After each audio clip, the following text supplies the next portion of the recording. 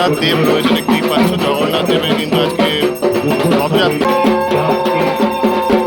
এবার এই লেখাটার মধ্যে অনেক যন্ত্রণা কষ্ট লুকিয়ে আছে আর কি, সেটাই। আজকে চলে এলাম উল্টোডাঙা সংগ্রামীতে।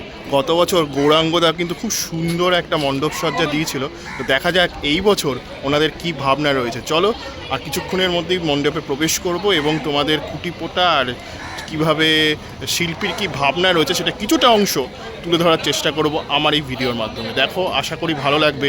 আর কলকাতার এই উল্টোডাঙা জোনের মধ্যে কিন্তু খুব সুন্দর সংগ্রামী তাদের পুজোটা করে থাকে। তো শিল্পীর কি ভাবনা রয়েছে সেটা কিছুটা অংশ কিন্তু শেয়ার করবো। চলো ভিডিওটা শুরু করা যাক। এটা হচ্ছে কিন্তু তোমাদের হাটকো ক্রসিং, ঠিক আছে? আমি সেটা চলে যাবো এই মাঠ প্রাঙ্গণ। হ্যাঁ, এই মাঠ প্রাঙ্গণেই কিন্তু উল্টোডাঙার যা পুজো সেটা কিন্তু অনুষ্ঠিত হয়ে থাকে।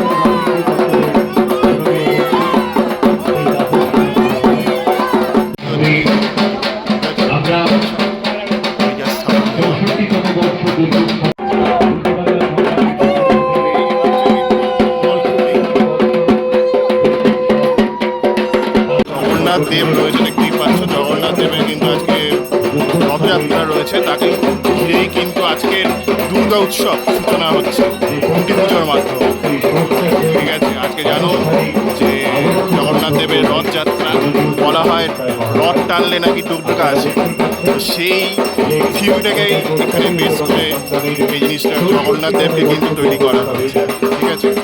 আর এই হচ্ছে কিন্তু এখন আরতি হচ্ছিল, ঠিক আছে, কিছুক্ষণ আগে।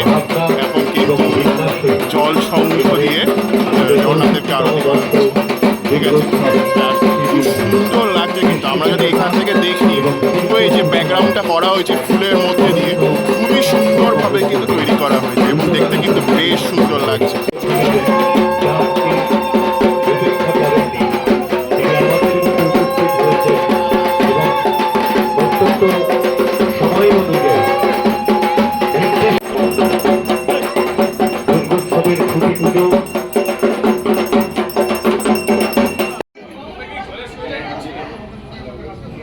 তো এই মুহূর্তে সংগ্রামীর সঙ্গে চলে এলাম। দাদা, তোমার পরিচয়টা আগে বলে দাও। আমি অরিন্দম দাস।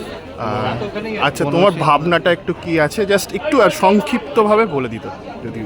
মানে এখন নামটাই তো একটা বিরাট বড় একটা রক্ত করবি আমরা দেখতে পাচ্ছি। এবার এই লেখাটার মধ্যে অনেক যন্ত্রণা কষ্ট লুকিয়ে আছে আর কি, সেটাই সকলের মধ্যে আর কি যাপনটাকে তুলে ধরবো আর কি, মানে এটাই। আর দাদা, মানে কাজ কবে থেকে শুরু করছে?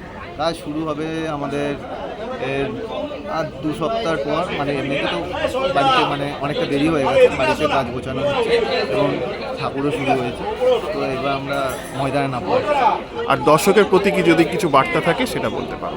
প্রত্যেক দর্শকের কাছে এটাই অনুরোধ থাকবে যে একবার হলেও যেন উল্টোডাঙা সংগ্রামীতে আসে এবং তাদের মতামত যেন জানায়।